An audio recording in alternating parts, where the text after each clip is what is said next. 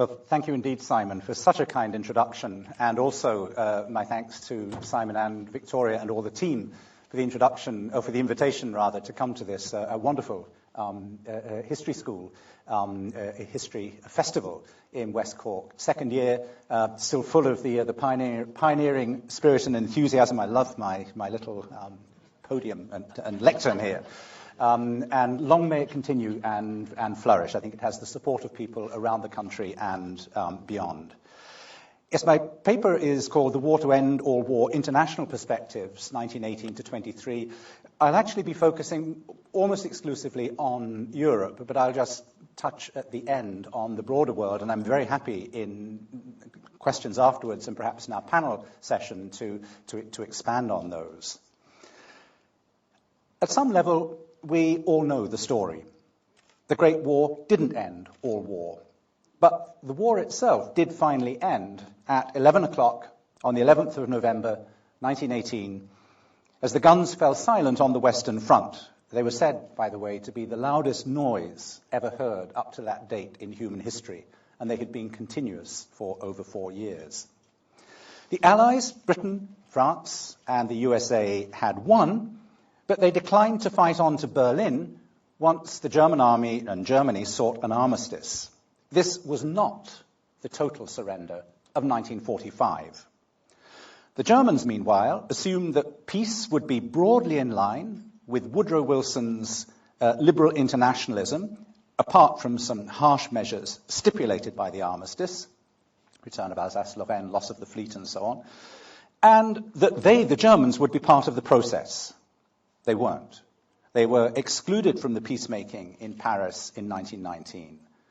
The Treaty of Versailles, the Allies with Germany, too tough or not tough enough, as well as the problems caused by new or consolidated nation-states which emerged in the wake of the war in Eastern Europe, sowed the seeds of future war, though, of course, nothing was predestined. By the light of what came after, so the story has it, peacemaking in 1919 was flawed at best, a failure at worst. And it was this which shaped the longer-term legacy of the Great War. As I say, we know the story, though historians argue over each and every element of it. But this morning, what I'd like to do is to explore with you a different proposition, namely that the war didn't end on the 11th of November, 1918, but rather that it concluded both earlier, and that's important, it concluded earlier, and also ended later. To summarize the argument that I want to develop, the Great War was really part of what I would call a greater war, whose prologue opened in 1911 with the Italian invasion of the Ottoman province of Libya, leading to the Balkan Wars against the Ottoman Empire in Europe, and the enlargement of Serbia in 1913, to which Austria-Hungary, a dynastic empire, strenuously objected, to the point of wanting to destroy Serbia. This, of course, triggered the European War in 1914 because it interfaced with the continental balance of power. But this greater war only ended, I would argue, in 1923 with the uneasy restoration of a European balance of power at the expense of Germany and Soviet Russia, and some measure of stability in the new nation-states that had appeared in Eastern Europe and Turkey. And during that last phase of the Greater War, 1918 to 1923, violence and warfare was therefore continuous. Ireland, although I won't be dealing with it in the talk, but of course we can afterwards and in the panel discussion, Ireland isn't exempt from the argument, because from the arming of Ulster to the Civil War, it matches, I think, both the chronology and many of the features of this greater war. Now, I can hear the objections already. A historian drumming up more centenary business by prolonging his subject. Or more seriously, that, come on, the major powers clearly stopped fighting at the end of 1918. The Paris Peace Conference, which Margaret Macmillan in her wonderful book, The Peacemakers, calls the temporary world government that tried to resolve the war in Paris in 1919 that this is the real story. And by 1919, the belligerents had exited, the soldiers were going home, and they were trying to come to terms with a war that was now clearly over. But history, do we have to remind ourselves, history isn't a zero-sum game. One truth doesn't necessarily negate other truths, simply because the perspectives are always multiple. That doesn't mean that the perspectives are arbitrary. Rather, they are as varied as human experience and the experience of different societies. So the objections which I've just named to my own thesis apply most easily to the Western Front victors, especially to Britain and its white dominions, and to France. But if we shift our gaze, if we move our perspective to Central and Eastern Europe, to Turkey, and indeed to the colonial world, and to Ireland, all of which were vitally involved in the Great War, the argument that this war didn't end in November 1918, but went on for another 4 to 5 years, rings truer, and I hope yields some new insights. At any rate, that's what I want to suggest to you this morning in 3 points. First point. I said a moment ago that the war ended before November 1918, as well as after it. On the 15th of December, 1917, the Bolsheviks, who had been in power with their revolutionary anti-war program for only a little over a month, the Bolsheviks signed an armistice with the Central Powers, that's to say with Germany and Austria-Hungary. The final failed Russian offensive had taken place in July 1917 in Galicia on the Eastern Front. And in August, the Germans, who of course had sent Lenin back to Russia from his Swiss exile in April of that year in order to promote revolutionary paralysis, to foster dissent within the enemy country, Russia, from within, the German army now took Riga. Riga, that town on the Baltic, which a little bit like Ypres on the Western Front, anchored the front to the sea. And having done so, they suspended further hostilities. So the war, the Great War, actually ended in the East a year before it did, as we're so familiar with, on the Western Front at the end of 1918 and on the other fronts. In effect, Germany, the dominant partner in the Central Powers, had won. And the Treaty of Brest-Litovsk, which followed in March 1918, sealed its victory by giving to Germany the non-Russian borderlands of the former Tsarist Empire, which included that whole sweep of the Baltic states and much of the Ukraine, and further south, the Germans had also taken Romania, which had come into the war in 1916. So they had an enormous belt of territory, which was the former non-Russian margins of the Tsarist Empire and Romania, under their control. So extensive was this domain that the German army of occupation in 1918 ranged further east, further into the Caucasus, than Hitler's forces did in 1942. We can really talk about, and I have elsewhere, a kind of German-occupied Europe, occupation as a category of experience for the First as for the Second World War. Germany could now use the resources of the East for its war effort on the other fronts, including the West. Ordinary Germans could be forgiven in the spring of 1918 for thinking that final German victory was close at hand.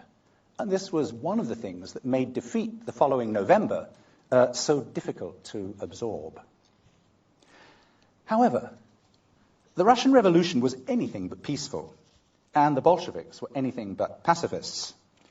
Already in 1917, as Russian troops mutinied after that failed June-July offensive, General Kornilov, the commander of the 8th Army in Galicia, repressed the mutinying soldiers fiercely, while the disbanded soldiers themselves began to rape and pillage and kill civilians. One already sees the dissolving of the Russian war effort on the front, producing a whole series of new violences in the rear.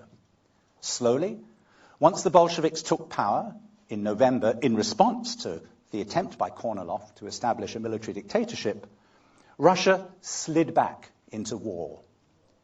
At Brest-Litovsk, Lenin traded space for time in order to preserve the revolution. He'd give the Germans all those margins, establish a peace, so he could make sure the revolution was anchored at home. And Trotsky agreed with him. But like Trotsky, Lenin was committed to fomenting world revolution, because without that, both men agreed, Bolshevism and Bolshevik Russia couldn't survive. Meanwhile, the Russian borderlands spawned upheavals in which nationalism vied with socialism. Let me give just two examples, again from 1918, while the war, the Great War, is still going on elsewhere in Europe and the world. Finland, a former province of the Russian Empire, now nominally independent, sank into a civil war between local Reds and Whites, with both German soldiers and Russian Bolsheviks shadowy in the background.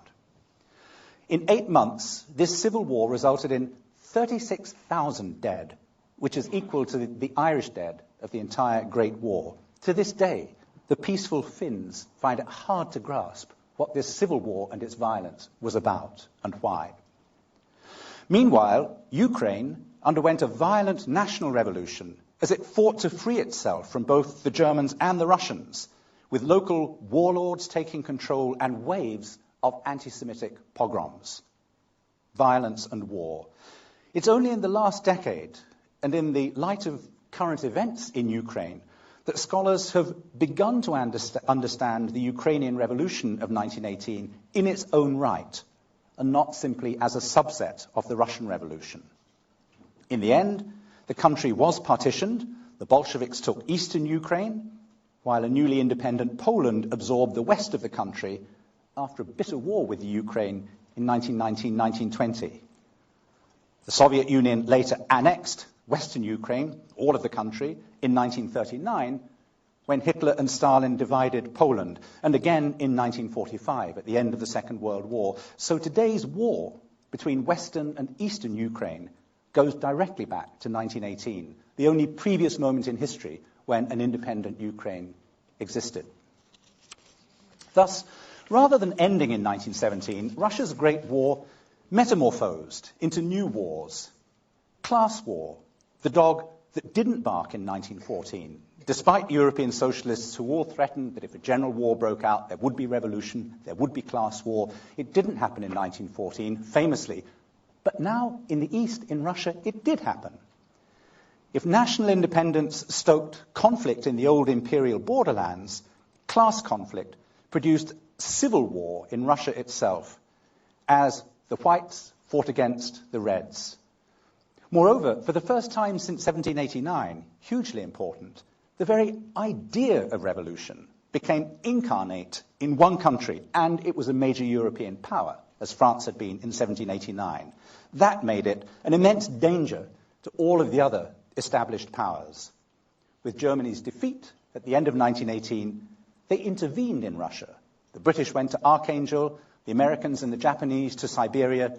The French, extraordinarily, found themselves in the Crimea. French regiments, which went straight from the front in Macedonia to Crimea, found themselves in April 1919 fighting the Bolsheviks at Sebastopol, of all places, as they had in the Crimean War 80 years before.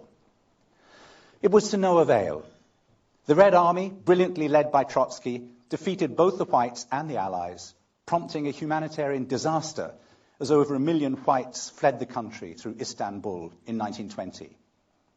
A whole other story I don't have time to go into is with the enormous flood of refugees in the wake of the First World War, something we see and are familiar with after the Second World War. It's the origins of the contemporary United Nations Relief and Refugee and Relief Commission. The League of Nations, one of its first actions is to come to the aid of this flood of refugees coming out of Bolshevik Russia and some of the other troubled areas I'll be talking about. Yet Lenin and Trotsky failed to create a world revolution to aid Russia. The Red Army had to fight, but it fought other states to defend the country. And it was defeated by the Polish army, aided by a French military mission, at the gates of Warsaw in 1920. It was clear by then that socialism, at least for the moment, would have to be built, as the slogan had it, in one country.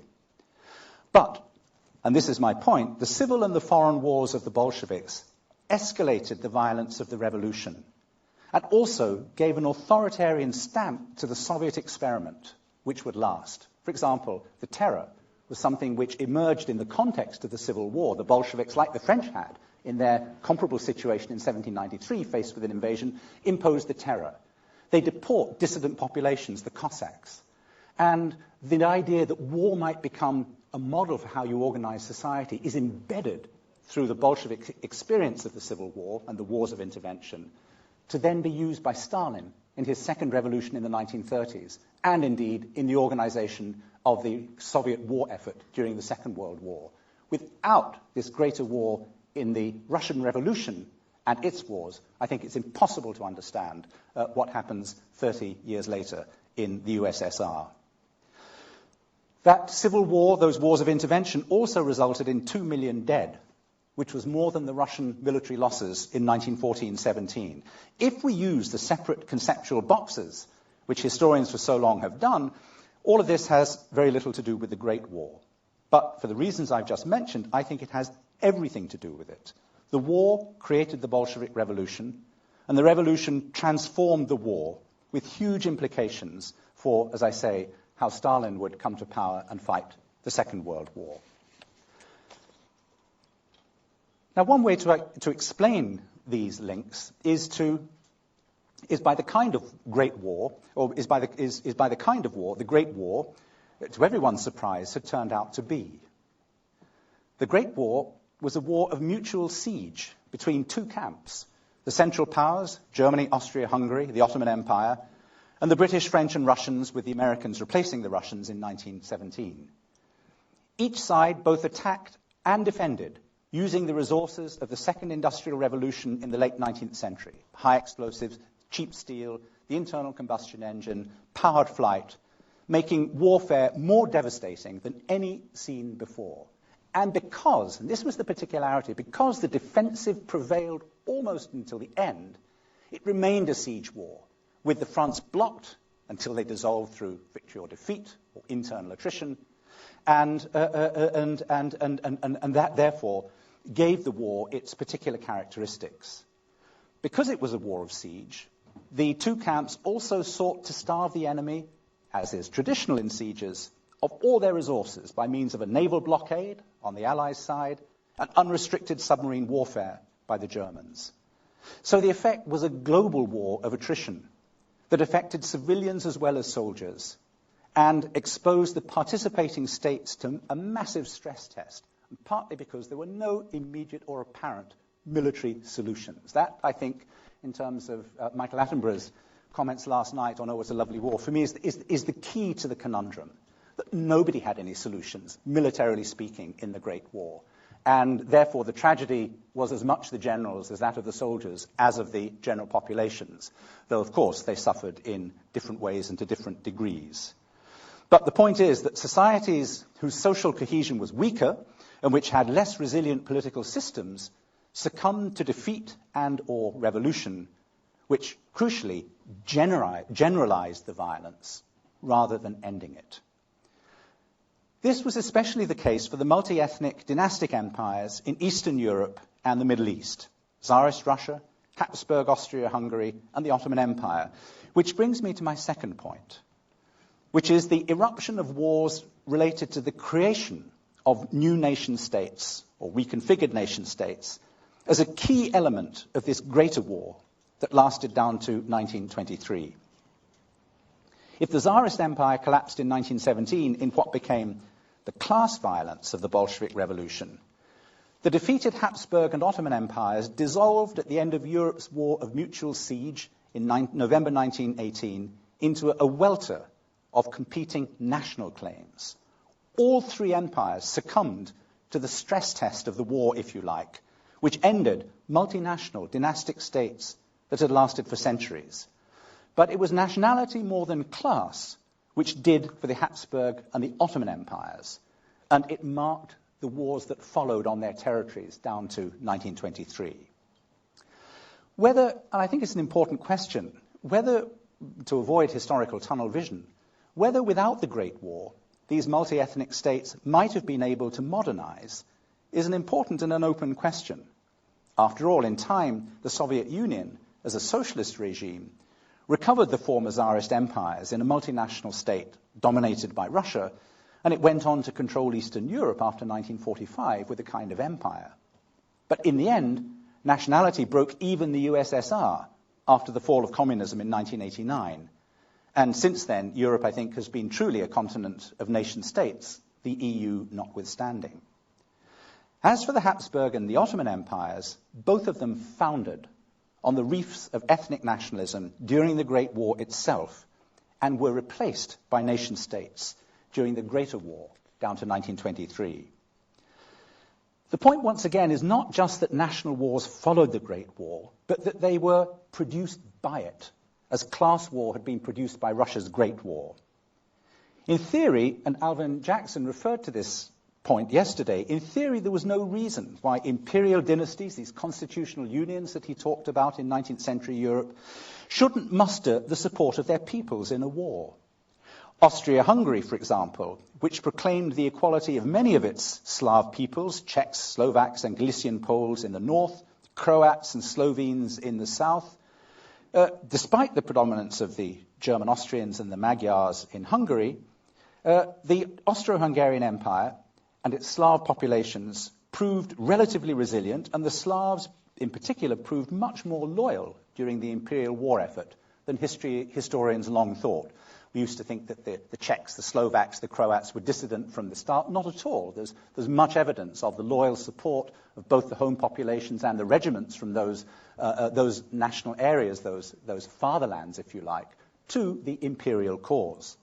But as the toll rose and as living standards plummeted, demands for national revolution grew more powerful than they ever had been before 1914. And of course, they were actively promoted by the Allies. If the Germans were fostering Bolshevik dissidents within Russia, the Western Allies were fomenting nationalist dissidents within Austria-Hungary. And indeed, Czech, Polish, and Slovak legions served with the Allied armies. When it came to the stress test of the war, somehow the nation was best placed, with its ideals of community, citizenship, and political rights, to say what the sacrifice should be and who should make it. I just want to insist on that point because it seems to be that one of the forging processes of the dominance of the nation state in 20th century Europe is this experience during the First World War. That's to say that ultimately, if you were to say, well, who's in charge, what's the sacrifice, who's going to pay the cost, what's it for, the nation state with its ideal of representative citizenship and responsible government and its sense of tight community is much better placed as an entity in order to undergo that experience, perhaps, than more disparate empires. As the Great War ended, therefore, national claims and ethnic violence erupted across what historians have called the shatter zones of the former dynastic empires in Eastern Europe and Anatolia. But because the imperial state had gone, the new or the reconfigured states, some like Bulgaria, Romania, Serbia, and Greece already existed, they now had to fight to establish their borders, their ethnic makeup, and even the very basis of state power itself. Since in Eastern Europe and Anatolia, different ethnic and religious groups overlapped even more than elsewhere, each of these new nation states had other minorities within and its own minorities outside in neighboring states. Local militias, paramilitary organizations, many of them rooted in combat in the Great War, as well as national armies engaged in bitter warfare across the region in a prolongation of the logic of defeat and victory in the Great War. It lasted till the early 1920s. This was the violent reality on the ground that interacted with the peacemakers in Paris as they tried to establish a new order in Eastern Europe. And I just want to, again, emphasize that point about the importance of minorities. So once you have this reconfiguration of Eastern Europe, and as we'll see in a moment, Turkey, on the basis of sort of ethnically based nation states, given the demographic and linguistic complexities of these areas, every state had its own minorities. And one of my questions to Alvin, indeed in relation to his paper yesterday, would have been how both Redmond and Carson saw the issue of minorities, which they had to deal with once you're thinking of a Home Rule Ireland with Unionists in it, or indeed a Unionist Northern Ireland with a large Catholic minority. Minorities become one of the defining features of nation-states in Europe in the interwar period. Again, a couple of examples. Poles had been conscripted into the armies of the three empires that partitioned Poland in the 18th century, Prussia, Austria, and Russia. And they fought against each other in the war, with over 300,000 Poles dying in the different armies.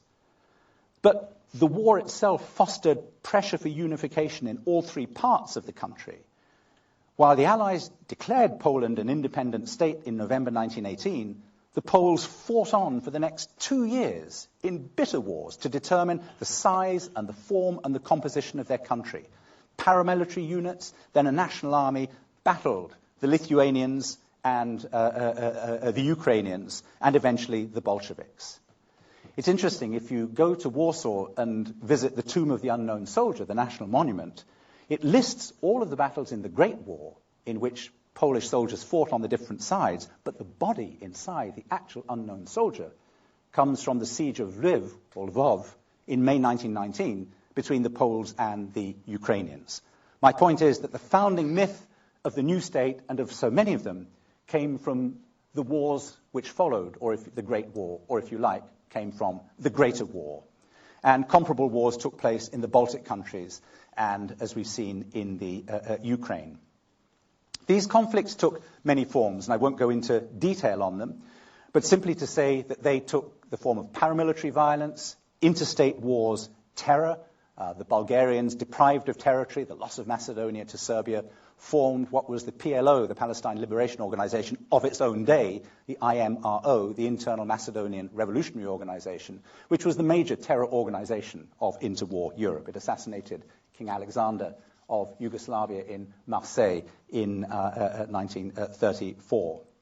And very importantly, pogroms broke out not just in Ukraine, but across this whole area in 1919 to 1920, across the so-called Pale of Settlement of the Tsarist borderlands where Russian Jews had historically been concentrated, but a Pale of Settlement, an area of concentrated Jewish population, which now curved through the new states from Latvia to Poland, Ukraine, and so on. Logically, as Eastern Europe dissolved into exclusive nationalisms, the Jews became the region's collective minority. And as we're now beginning to discover, much of the violence against them by locals, much of the complicity of locals in the Holocaust 20 years later actually originated in these pogroms against Jews with the formation of these nation-states immediately after the war. Where the peacemakers in Paris favored a democratic and tolerant version of national self-determination for Europe, the League of Nations instituted a whole legal regime to try to protect minorities. They treated the Ottoman Empire differently. The Allies differently from Eastern Europe. Eastern Europe, that was the principal domain of the peacemakers in Paris. The Ottoman Empire and beyond, that was really of a lesser order of importance.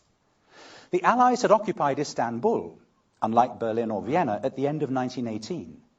In effect, they split up the empire, partly along national lines, but also to preserve their own influence, rather as if they were dealing with China. Unlike the Austro-Hungarians, the Young Turks, who had been in power since 1908 and certainly since 1912-13, the Young Turks had joined in the war not to contain the nationality principle, which of course is what Serbia represented for Austria-Hungary, but actually to implement the nationality principle, and in particular, their own radical and authoritarian version of Turkish nationalism. In other words, having been defeated in the Balkans and lost their European territories, the Young Turks come back to power in a more radical and violent form, and what they now want is national regeneration on the basis of a Turkic identity, a Turkish nation, or even a larger Turkic empire reaching into Central Asia.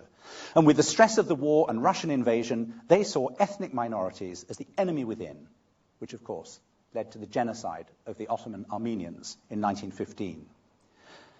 Hence, the Treaty of Sevres, signed in Paris in 1920 by the Allies with the Ottoman Empire, marked the revenge of the minorities. The Allies confined the Turks to central Anatolia. They created an Armenian Republic in the east and a Greek zone in the west. The treaty was a dead letter. Kemal Ataturk, the nationalist military hero of Gallipoli, fought a grueling 2-year war against Armenians and Greeks. Turkish nationalism triumphed. All sides engaged in fierce ethnic violence, culminating in the sack, the burning of Smyrna, Greek Smyrna, by the Turkish army in 1922. The new Treaty of Lausanne in 1923, by the Allies with the new Turkey, cancelled Sevres. It proclaimed the contemporary Turkish Republic, as we know it today, in full possession of Anatolia, and it forced the exchange of ethnic minorities, over 1 million Greek Muslims and Ottoman Greek Christians exchanging places. A diplomatic first, the first time that international law had approved and legitimated ethnic cleansing. Hitler and the German nationalists took careful note, as they had of the Armenian genocide. Now, one might summarize this, my second point, by looking back to 1848. In that year, the largely peaceful revolutions that marked the springtime of the peoples had combined ideas of liberal democracy with a Europe made up of free, self-determined nations. Subsequent decades had seen both German and Italian unification, helping create the new balance of power that shaped Europe's collective destiny. But further east, ethnic complexity, the resilience of the dynastic empires, and precisely the new balance of power, all of this meant that 1848 had not yet been achieved. That was the role of the Great War. It also explains why the Greater War was the war's logical extension. Yet war had now become the means by which these national revolutions were largely achieved. Often the national revolutionary was now a soldier or a paramilitary.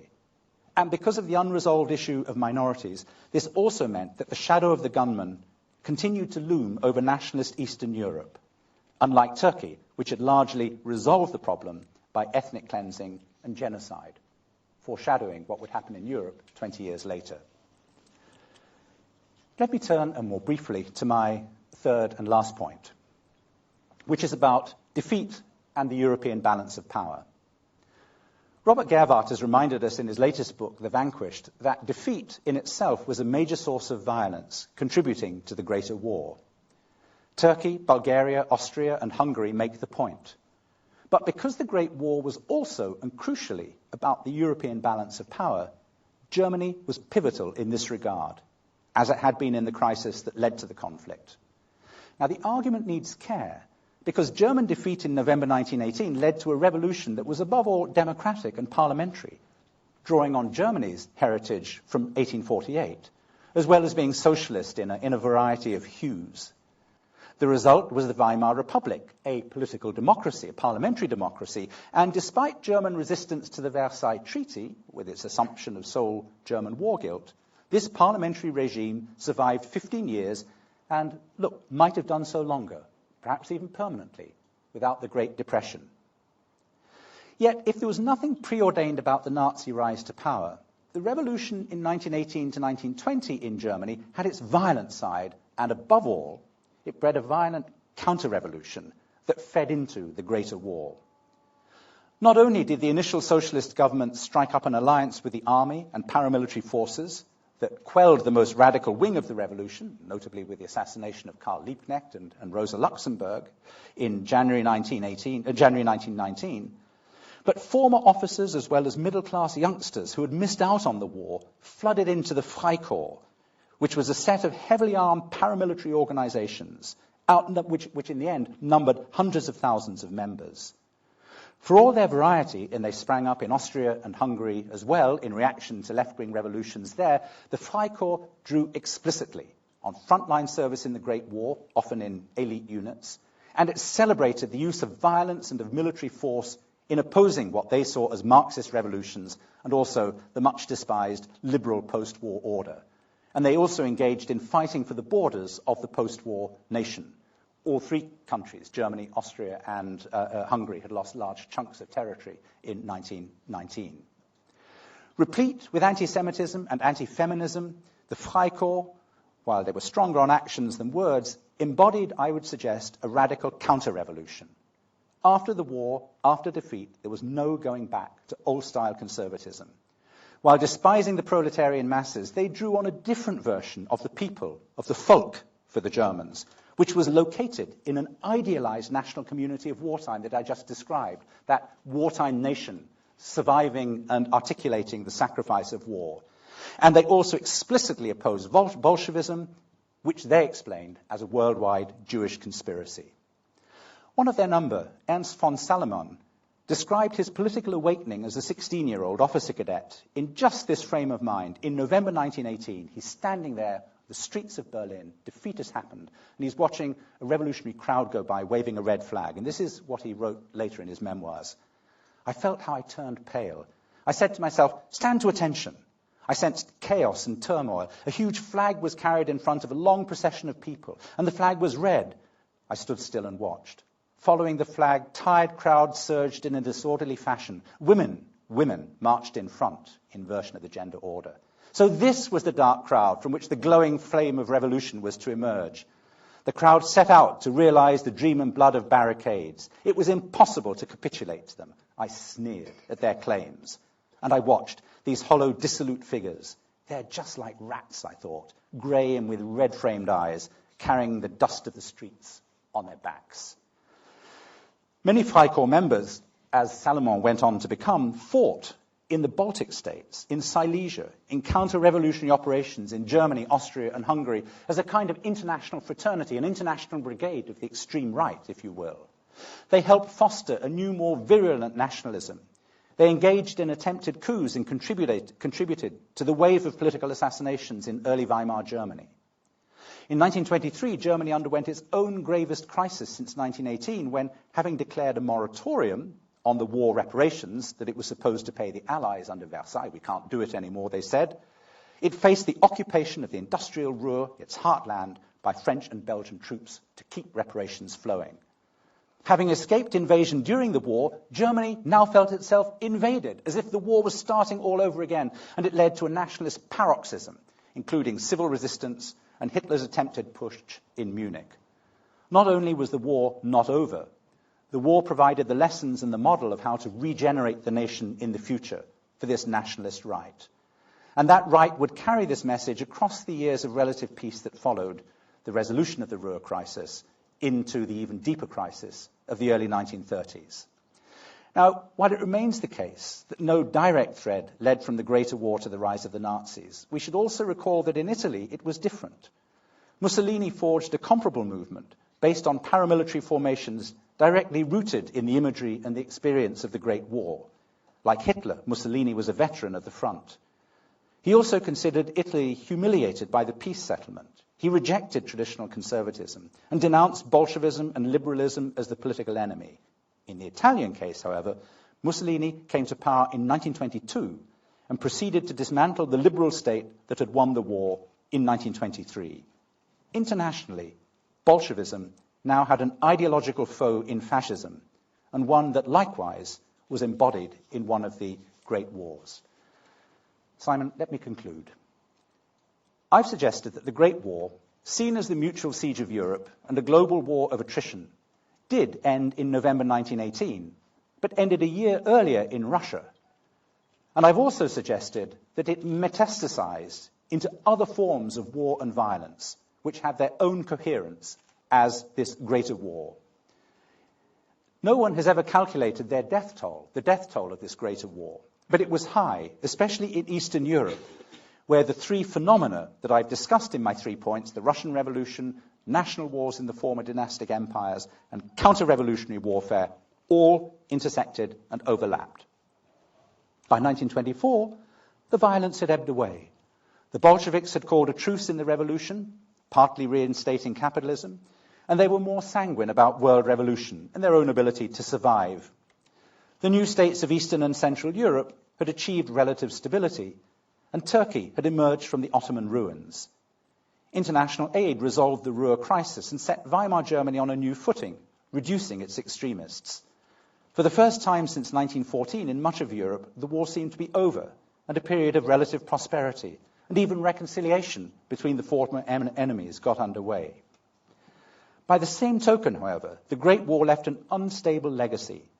I like to imagine this as so many floating historical mines, which might or might not detonate subsequently, depending on what happened. And amongst those minds were the ideological conflict between Bolshevism, fascism, and liberal democracy, the ethnic and border tensions in Eastern Europe, including anti-Semitism, and the issue of whether Russia and Germany, as defeated great powers, could be reintegrated into a stable balance of power. The uncertainty of these and other minds, and of whether or not they might explode, meant that only after the 1929 financial crash, and with the trauma of the Great Depression, did the full impact of the Greater War reveal itself in a Second World War. I regret that my remarks have been confined to Europe. I'd have liked to have had the time to discuss the immediate legacy of the war for the British and French empires, the former Ottoman Arab lands, which Britain and France took over in a final colonial carve-up, creating, therefore, the contemporary Middle East, and also for East Asia. It's worth asking whether the argument of a greater war applies here as well to the world beyond Europe and North America, which had also been deeply involved in the First World War. For what it's worth, I believe the war reinforced European colonial imperialism, but also radicalized colonial opposition to it in Egypt, India, and elsewhere. But if the colonies certainly knew revolt and repression in this period, 1918 to 23, the violence was much lower than in Russia and Eastern Europe. After the Second World War, with the Chinese Revolution and decolonization, it would be the reverse. And one final word, I've also barely mentioned Ireland, but I hope that much of what I've suggested about the Greater War, including the colonial aspect, seems to applies to the Irish Revolution in precisely this period. It certainly seems so to me. But that, I think, is something we can leave to discussion in the panel break, in the panel after our break. Thank you very much. And I've inherited a dog.